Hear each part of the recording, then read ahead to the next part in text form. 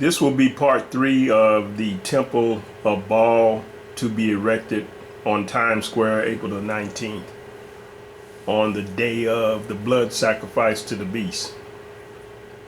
As a subtitle to that, we want to look at today the significance of Hammurabi.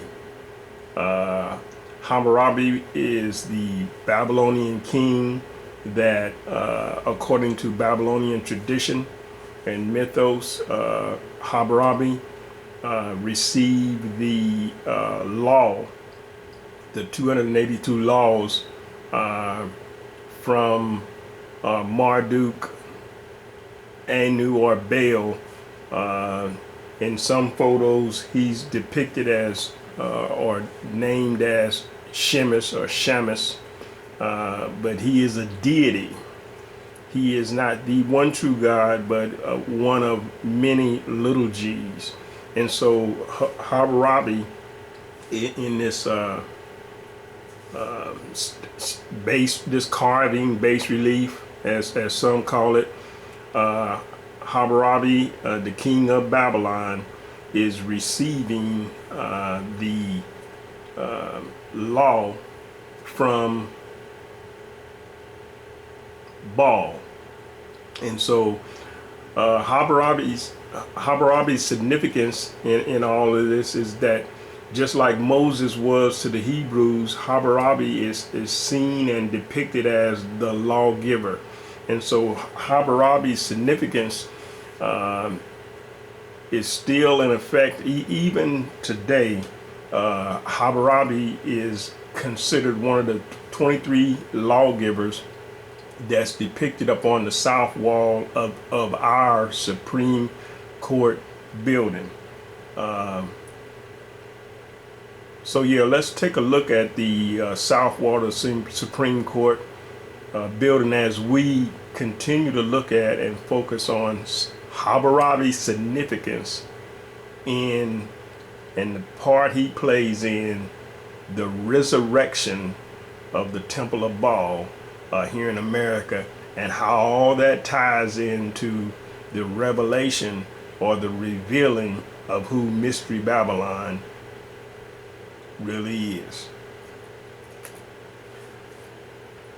Now, starting from left to right, this is the south frieze wall of the Supreme Court building.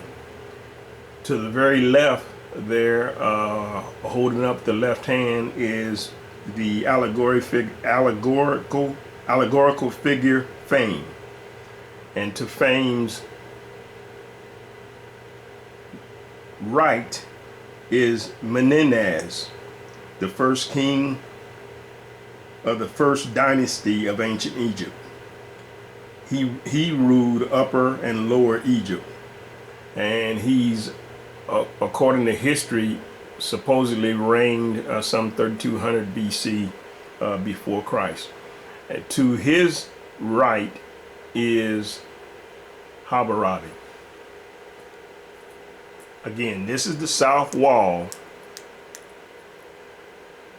of the Supreme Court building. That's Hammurabi right there. And to Hammurabi's right is Moses. And so Hammurabi is recognized and even being honored as a lawgiver, as one of the 23 historical lawgivers, even in our Supreme Court building.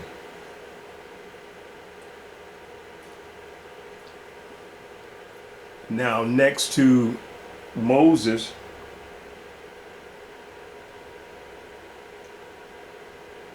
is right here, next to Moses, this would be Fame. This would be authority. This is the allegorical figure, authority. And then here, contemplating with his hand up to his face, is Solomon. But our focus today, again, is on Hammurabi. But these are just some of the lawgivers and significant other people that are depicted on the Supreme Court walls. And at a later date, we'll go into their story, at least some of them. But the Epic of Gilgamesh, the Epic of Gilgamesh directly ties in to the Babylonian tradition of Hammurabi and the lawgiver. But the reason why I wanted to bring up the Epic of Gilgamesh is because Hammurabi has found his way into the Obama administration's core curriculum for Common Core. Again, Hammurabi is part of the Common Core curriculum, the Babylonian way of life, cuneiform writing, the study and the attempt to understand what it means to be a polytheist versus a monotheist. But polytheists, as the Babylonian people were for the most part, were believers in multiple gods, not just one God. And you'll be able to, as we move along in these videos, you'll be able to understand the significance of how our young people are being conditioned to accept the polytheist vibration. That is the belief and the worship of many gods. So if you have school-age children between first grade and 12th grade, at some point in time, maybe even each grade as they pass on to, they'll get more and more depth into the life of Hammurabi and the Babylonian people. Again, these things are part of the Common Core curriculum. The cuneiform writing, the kind of writing that Hammurabi used, cuneiform writing, these things are part of that core curriculum surrounding the significance of Hammurabi and his place as the lawgiver to the Babylonian people. Again, his likeness and what he done for the Babylonian people, the people of Mesopotamia, is likened to, and in the Babylonian tradition is just as significant as what Moses done for the Hebrew and their monotheistic belief in a God, the one true God. Again, some more photos predicting Mesopotamian and Hammurabi rap and video demonstration. These are all things that are part of Common Core curriculum. Here's a bust of Hammurabi that's also in the Supreme Court building, South building. Hammurabi singled out, and his bas relief there in the Supreme Court building. I believe this is a statue of Hammurabi, the Babylonian king that is outside of the House of Representatives. This is ancient Babylonia as it looked in Hammurabi's day, and as it relates to Revelations and the book of Revelations, especially chapters 16, 17, and 18, there's a lot of verses in 17 and 18 speaking of ships being able to view or see the destruction as a weeping wail for the destruction of Babylon. And you should go back and read it for yourself. But they're looking at it from a sea. They're looking at it from the sea, and they're weeping because these seafaring people that have come from other nations to trade with Babylon are witnessing the destruction of Babylon. And so Babylon, which has made them rich, is no more.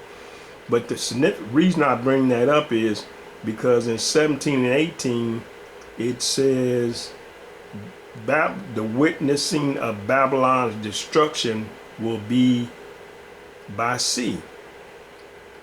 Unless there's significant climate change or geographical change in the near future, there is no way for the verses of Revelations chapter 17 and 18 to be fulfilled.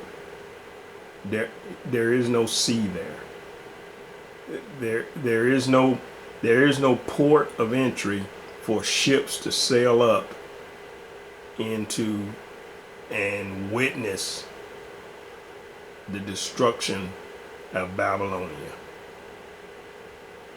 Just in there. Again, these are the ancient trade routes. A picture of the ancient trade routes. There's Babylonia. Again, it's pretty much landlocked as it is today.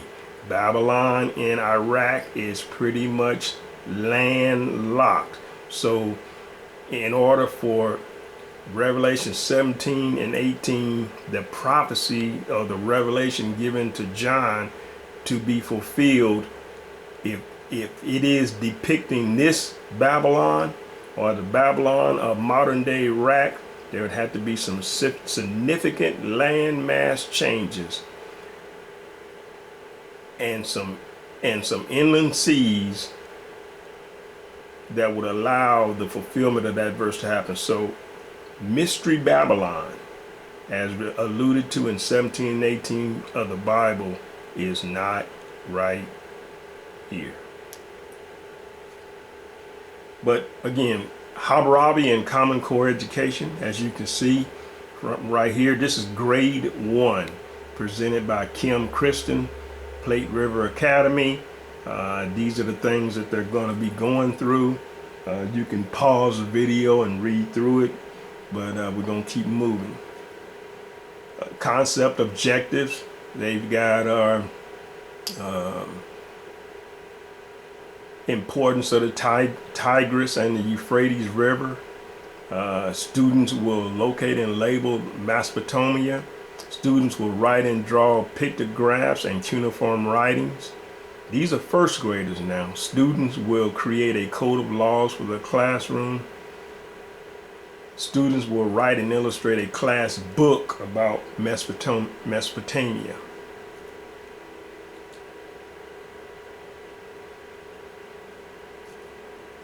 Background knowledge. This is for the teachers. What the teachers should need to know in order to be effective at leading this class, and that is part of the core curriculum of Common Core.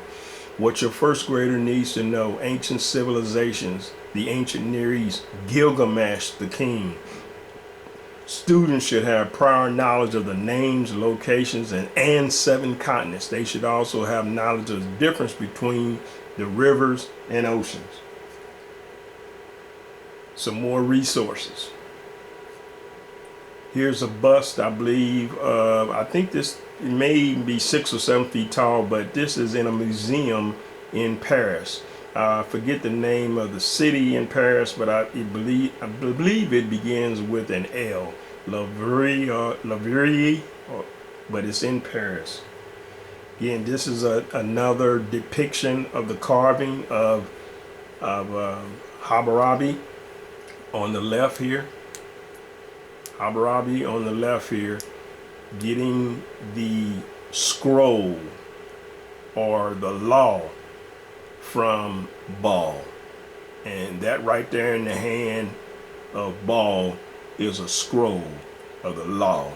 And Zechariah, which we'll go into later, maybe even in part 4, Zechariah speaks of a scroll being delivered to the land of Shinar, or what we now know because of the revelation of John, Mystery Babylon. But this is just Fire Island, something that we looked at in the previous video. Just a little refresher from where we came from. and Fire Island being basically the modern day version of Sodom and Gomorrah. If those of you that saw the previous video, I went into all the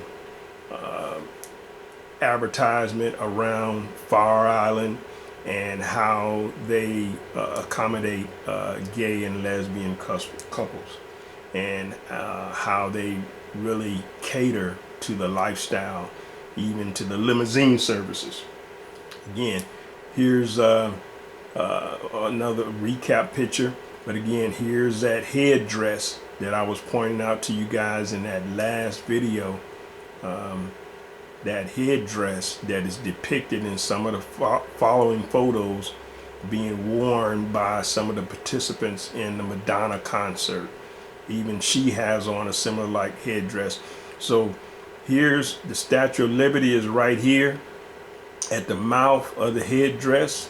This is how the geographical location lays out.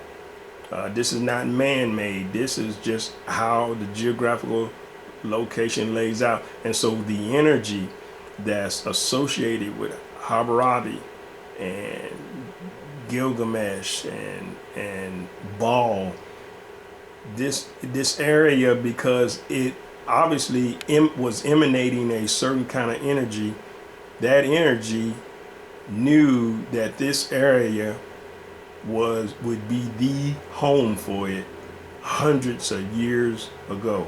Statue of Liberty sits down off in here.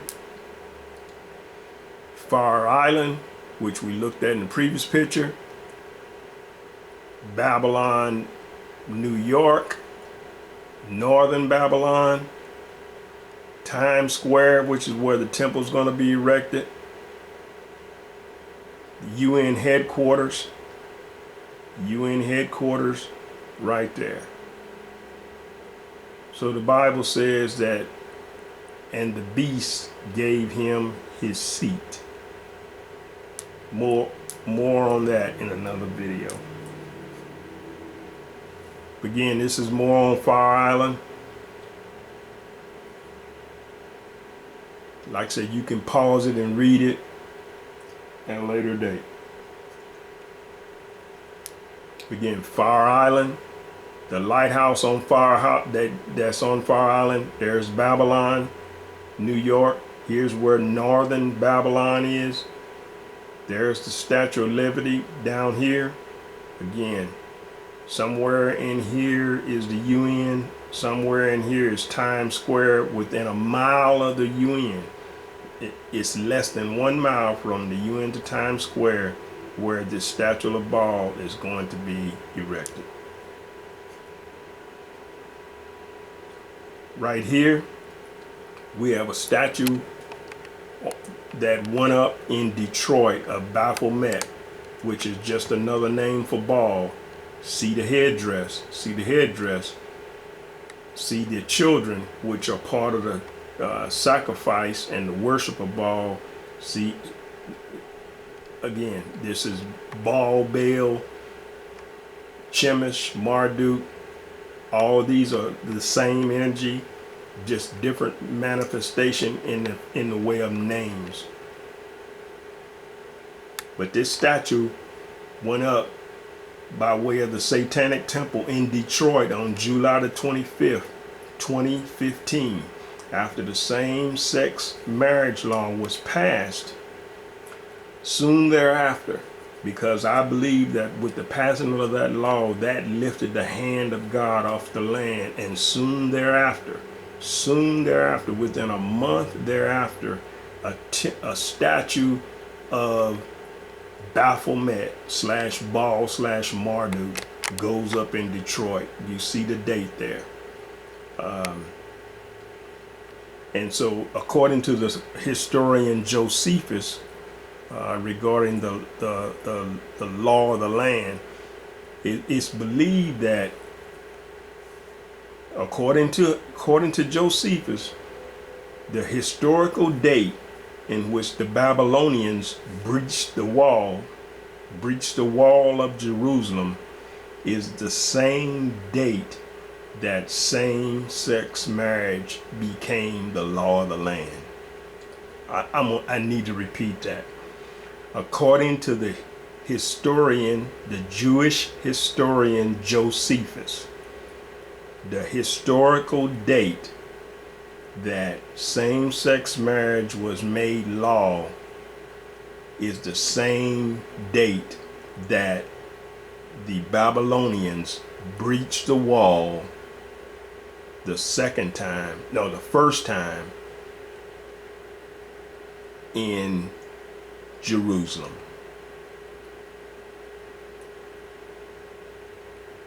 There's a reason why the energy chose the date to have same-sex marriage made the law of the land, because once again it lifted the hand of God, just like the hand of God was lifted in the days when Babylon breached the wall because of Israel's defiance and disobedience to God. We'll pick it up with part 4, and we'll be talking more about the Statue of Liberty and how it's all part of the Babylonian religion and polytheism and that whole vibration, all the way through Common Core education, that's sensitizing and getting our young folks ready for the return of the fallen.